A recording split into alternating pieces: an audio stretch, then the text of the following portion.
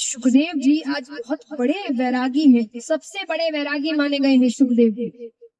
सुखदेव जी के बारे में जब उनके वैराग्य के बारे में व्याख्या की जाती है तो कहा जाता है, एक प्रसंग है कि सुखदेव जी एक बार रास्ते से जा रहे थे, बीच में एक नदी आई, उन्हीं के पीछे पीछे उनको बुलाते हुए उनके पिता वेदव्यास जी महाराज भी जा रहे थे।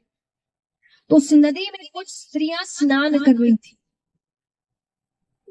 तो सुखदेव जी गए, उन्होंने ध्यान नहीं दिया, वो अपना स्नान करने में व्यस्त। वेदव्यास जी जैसे ही आते हैं कि वो सब अपने कपड़े ठीक करने लगे। वेदव्यास जी को अटपटा लगा। वेदव्यास जी ने कहा, मेरा बेटा 16 वर्ष से ऊपर हुआ है, यानी अभी अभी उसने यौवन अवस्था प्राप्त की है, उसको देखकर तुम्हें अटपटा नहीं लगा? और मैं जो तुम्हारे पिता से भी बड़ी उम्र का हूँ, मुझे देखकर तुम्हें अटपटा लग रहा है? तो स्त्रियों ने जवाब दिया कि कौन यौवन अवस्था में है, कौन बुजुर्ग हो गया है, कौन पुरुष है, कौन स्त्री है, ये सब आपकी और मेरी नजर में है।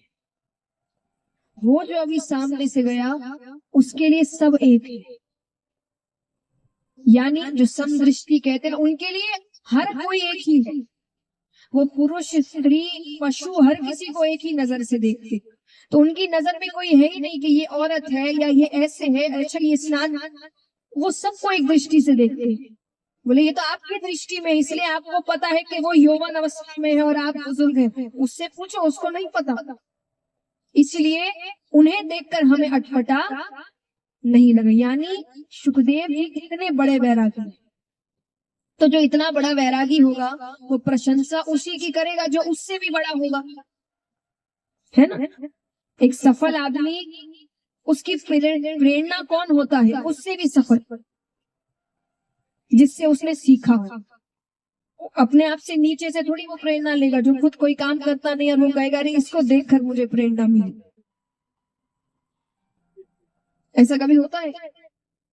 तो राजा परीक्षित कहे कि इतना बड़ा वैरागी, और अम्बरीश राजा की तारीफ कर रहा है जो एक सांसारिक है, राजा है। तब सुखदेव जी ने उनको एक बहुत अच्छी बात सिखाई। ये हम सबके सीखने की बात है, क्योंकि हमें भी ऐसा ही लगता है कि भक्त माने संत साधु हो तो ही भक्त है। कोई सांसारिक है, संसार के काम करता हुआ है, तो ये तो भक्त कहलाने लायक है। तो सुखदेव जी, अब इस उदाहरण से सुखदेव जी क्या समझा रहे हैं? सुखदेव जी कहते हैं कि मैंने जब जन्म लिया मैं सीधा वन की ओर चला गया, सीधा, यानी जलेबी माने संसार।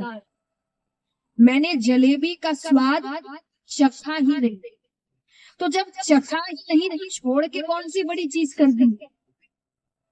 लेकिन राजा अम्बरीश जो उस स्थान पर रह रहा है जहां उसके आस पास जलेबियां ही जलेबियां हैं, लेकिन फिर भी वो उसमें बंधा हुआ, वो जब चाहे उसे छोड़ सकता है। तो बड़ा भक्त कौन हुआ? सुखदेव जी कहते इसीलिए मैं तुम्हें इसकी कथा सुना रहा हूँ कि मैं तो संसार में कभी रहा ही नहीं, मैंने संसार छोड़ के कौन सा महान काम किया। लेकिन राजा अम्बरीश जो एक राजा है, ऐश्वर्य में जीता है, अगर वो ऐश्वर्य के बीच रहकर भी भगवान को ऐसे प्राप्त कर सकता है, तो ये तो मेरे से भी बड़ा भक्त है। तो यानी वैरागी बनना ही आपको भक्त नहीं बनाता। आप संसार में रहकर, परिवार में रहकर, धन कमाकर, राजा के पास कितना धन होता है, धन कमाकर फिर भी आप भक्त बन सकते, भक्ति कर सकते। तो यही सीख हमें राजा अम्बरीश की कथा से मिलती है।